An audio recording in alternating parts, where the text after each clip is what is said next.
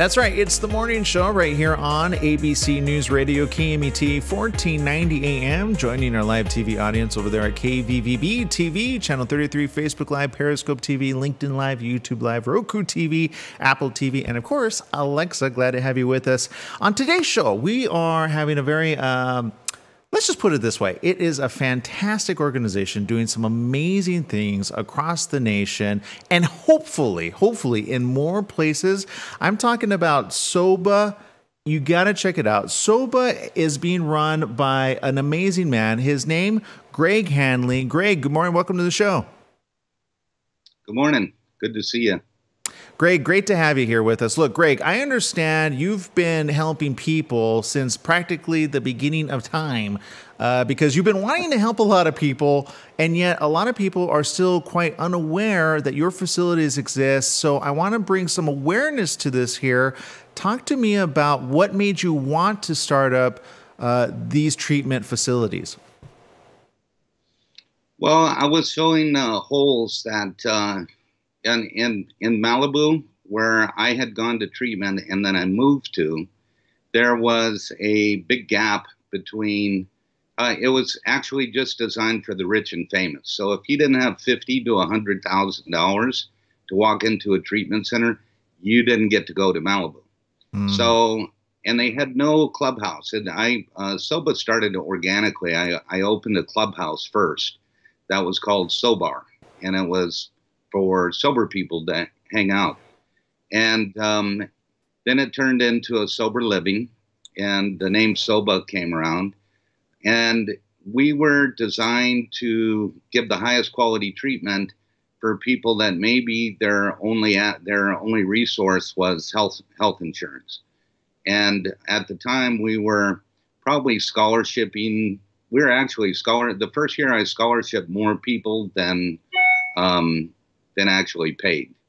And we had what was called social model recovery, where I had bought this real dilapidated property in Malibu, and we would just work on it and go to meetings and have groups, and then it just kind of grew organically into multiple facilities and over 500 beds at one time. That's a lot of patience to have at any one time. I got to ask. Obviously, you see a lot of results because you're a very results-driven individual. I could tell.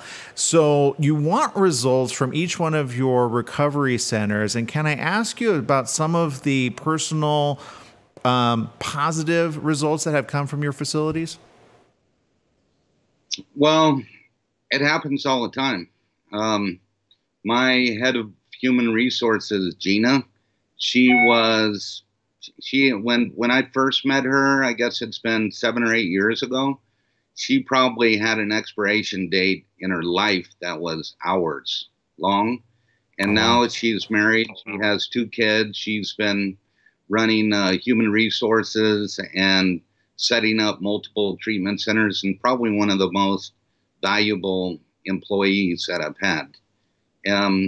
And that's just one. There's so many stories that go, and even all the way to my nephew. I'm in this, and I have a passion for it because not only am I in recovery, but I lost 3 relatives due to this, to drugs and alcohol. So, I've been a son, a brother, an uncle to one of my sister's family. We lost almost everybody in it, and one after another. And I just don't want people to have to go through that. So whatever I can do to make that not happen even once is, I feel that's success in life. Well, Greg, I always say whenever there's a personal story that somebody has, you really start to connect with those that think, and because let's face it, we don't know each other's story. Sometimes people come into these facilities saying, you know what, nobody understands my life. Can you share what it was like? And I hate to take you back to that time, but I think it's important for people to be able to relate to the fact that you are just there to literally help them – not only recover, but stay alive. Well, it's a language, and I had to go personally through a lot to get me into recovery. I have a story of one of those guys that was very successful and wrecked everything. So by the time I went into recovery, every aspect of my life was out of sync, and I really didn't believe that I had any value anymore. So I know, and I recovered from that, and I recovered, and so when I'm talking to somebody, and I used to do the every intake call myself, so I would talk to moms and dads and addicts, and my main thing that I love to say, and a lot of people, they didn't have a place to talk to somebody about what was going on that wasn't going to judge them or would understand what it was, and I understood, and I loved to let people tell me all the things that were happening, and then be able to say I can help with that, and you could instantly see some relief.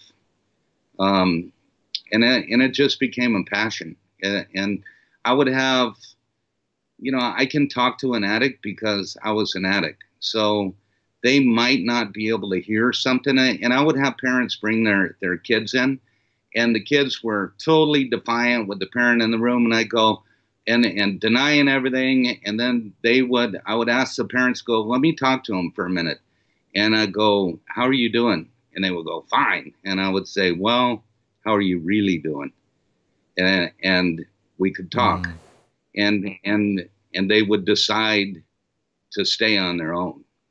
Wow. The when you don't have hope, and somebody's able to give you a shred of hope, it opens the door. So all I had to do was just and sometimes I would have parents that couldn't find their kids, and I would go, let me just text with them. If I can get them to respond, I can get them in. All we have to do is start talking, because nobody wants to feel the way that an addict or an alcoholic does that needs to go to treatment. They don't want to feel like that, but they've tried everything, and they don't know that there's a way out. And we were the kind of SOBA at one time, with all the big time treatment centers that were in Malibu. We were kind of the last stop on the bus. So I would get at the first years, I would get people nobody else wanted, and they had been to 20 treatment centers. One of my success stories was a guy that went to 29 treatment centers. Well, Daniel Baldwin, for instance, I think he went to 19 before I got him. And we would just spend the time and find out what's going on, and understand that these aren't bad people, they're sick people. And they're jammed up, and we just need to help them find their spirit and their life again. Naturally there's all the psychological and medical detox, and psychiatric and therapy and groups and nutrition and fitness and all that thing, but it is my thing was to help somebody who had lost their spirit or their esteem or their purpose find it again as a human being. And when you could get them to cross that line and find value in their life again, then you had a chance, because it's just an awful way to live like that. Well, you know what, Greg, I say it a lot here on the show because I myself had a very dark moment in my life. So I think it's always important to be very public about that, even though some may go, oh, well, are you going to always go back to that? Because unfortunately, and I have seen this, although I personally never had a drug situation, I found there was no hope in living, quite literally, at one point in my life. This is before I got on radio, before I got on television. And when I share that with others, and people know that I almost wanted to end it all, let's face it, there's a lot of people that are living through life. Often they don't talk about it, which is why I admire those that when they're in the public eye, they're very open and honest about that. Speaking of which, I understand you have a publication that you help others with as well. What's the name of that again? It's called Recovery Today, and it's a free publication, and it has we've got about 24 issues that you can download, and it really has some good information and stories. I've got everything from sports, athletes, politicians, movie stars, a lot. There's a column called Scummy's Corner that is, he was one of the metal militia guys from the motorcycle that interviews all kinds of guys, like the guys, we interviewed Wee Man, you know, all kinds of, it's interesting enough to take a look at. And it's always been for free, and we just do it because I just want to. Well, and that's, I always say here on the show, I've been saying most recently, just do the right thing. Just do the positive thing. And the right thing sounds like what you're doing for those wanting more information. Maybe they themselves are thinking about wanting to recover, or maybe there's a family member that says, you know what, I need help with my youth, my young one. Where can they go for more information? They can go to Soba Malibu, SOBA, Malibu.com. They can go to Soba, Texas, Soba Mesa.